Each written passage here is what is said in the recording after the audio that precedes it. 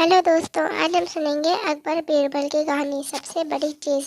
अगर आपको हमारी कहानियाँ पसंद आ रही हों तो लाइक और सब्सक्राइब ज़रूर करें और हाँ, बेल आइकन को दबाना ना भूलिए। चलिए अब शुरू करते हैं। एक बार की बात है, बीरबल दरबार में मौजूद नहीं थे। इसी बात का फ़ायदा उठाकर कुछ मंत्रीगण बीरबल के खिलाफ महाराज अकबर के कान भरने लगे। उनसे उनमें से एक ने कहने लगा, महाराज, आप केवल बीरबल को ही हर जिम्मेदारी देते हैं और हर काम में उन्हीं की सलाह ली जाती है। इसका मतलब यह है कि आप हमें यह अयोग्य समझते हैं, मगर ऐसा नहीं है। हम भी बीरबल जितने ही योग्य हैं। महाराज को बीरबल बहुत प्रिय थे।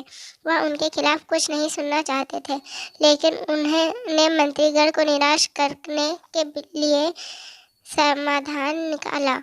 उन्हें उससे कहा, मैं तुम सभी को एक प्रश्न का जवाब चाहता हूँ, मगर ध्यान रहे कि अगर तुम लोग उसका जवाब न दे पाए तो तुम सबको फांसी की सज़ा सुनाई जाएगी। दरबारियों ने झिझक कर महाराज से कहा, ठीक है महाराज, हमें आपकी ये शर्त मंजूर है, लेकिन पहले आप प्रश्न तो पूछिए। महाराज ने कहा, दुनिया की सबसे बड़ी चीज़ क्या है? यह सवाल सुनकर सभी मंत्री एक दूसरे को मुंह ताकने लगे। महाराज ने उनकी ये स्थिति देखकर कहा, याद रहे कि इस प्रश्न का उत्तर सटीक होना चाहिए। मुझे कोई भी अटपटा सा जवाब नहीं चाहिए।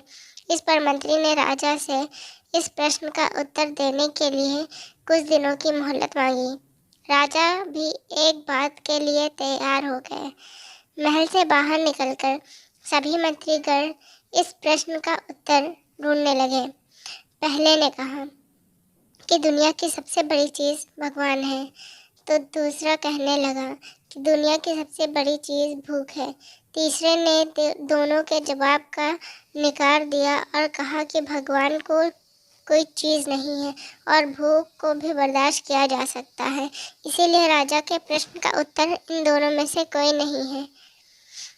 धीरे धीरे समय बीतता गया और मोहलत के लिए दिया गया दिन भी गुजर गया। फिर भी राजा द्वारा पूछे गए प्रश्न का जवाब न मिलने पर सभी मंत्रीगणों को अपनी जान की फिक्र सताने लगी।